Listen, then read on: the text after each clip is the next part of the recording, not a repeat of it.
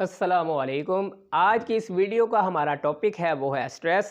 इस वीडियो में हम आपको बताएंगे ज़हनी दबाव की वजह से आपके ज़हन और जिस्म पर क्या मुज़र असरात हो सकते हैं, यानी साइड इफ़ेक्ट के बारे में हम आपको बताएंगे और इसका हल बताएंगे।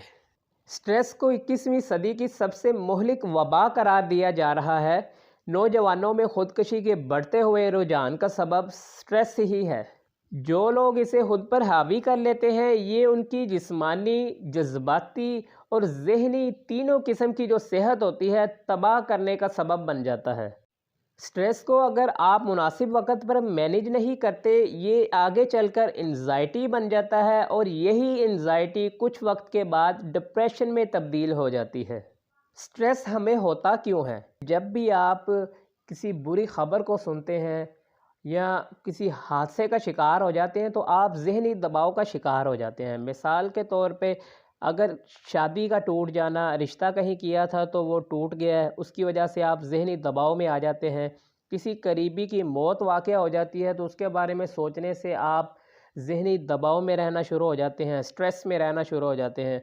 अगर आप जॉब के लिए इंटरव्यू देना चाहते हैं तो आपको जॉब नहीं मिलती और वो ये सोच सोच के आप स्ट्रेस का शिकार हो जाते हैं। ये जितनी भी किस्म के स्ट्रेसेस हैं, ये आपकी बॉडी और दिमाग में नेगेटिव चेंजेस लेकर आते हैं। जब भी आप किसी स्ट्रेसफुल सिचुएशन को फेस करते हैं तो आपके दिमाग में जो केमिकल होते हैं वो इम्बैलेंस हो जाते हैं और बॉडी में हार्मोनल चेंजेस हो जाती है मुसलसल स्ट्रेस में रहने की वजह से।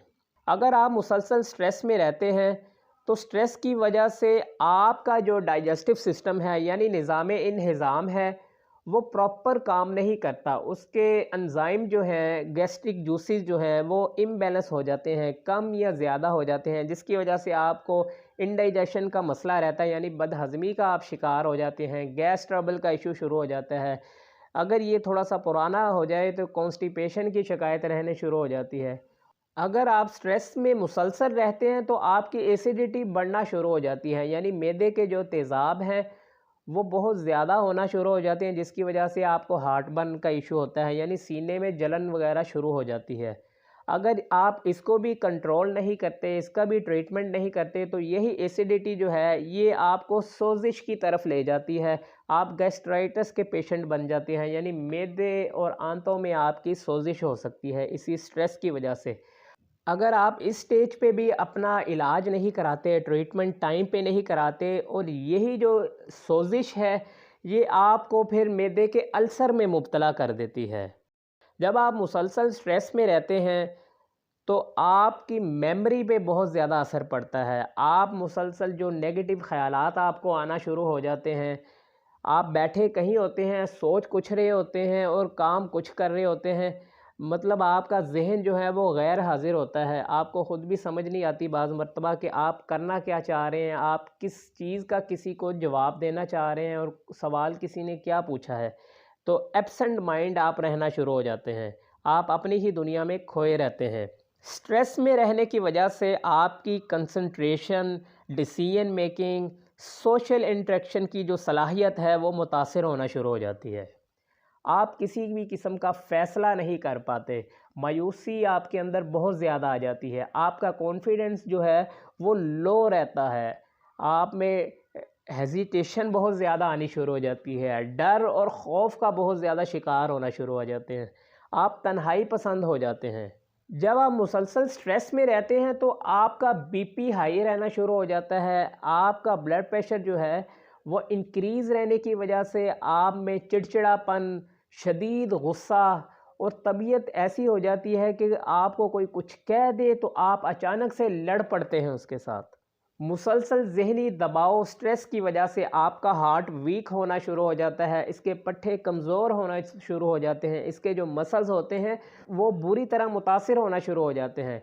नॉर्मल हालात में आपका हर वक़्त जो हार्ट ब्लड को पंप कर रहा है वो एक नॉर्मल हालत में कर रहा है, जिसकी आपको ख़बर ही नहीं होती। इसकी मिसाल यूँ समझ लीजिए कि आपने एक पानी का वाटर पंप जो मोटर लगाई होती है, आप 2-3 घंटे चलाएँगे तो उसकी लाइफ जो है वो बढ़ जाती है। اگر آپ اسی موٹر کو پانی کے لیے ہر وقت صبح سے لے کر شام تک چلائیں گے تو اس کی لائف میں کمی آنی شروع ہو جاتی ہے، وہ جلد جل جائے گی، اس کی لائف ختم ہو جائے گی۔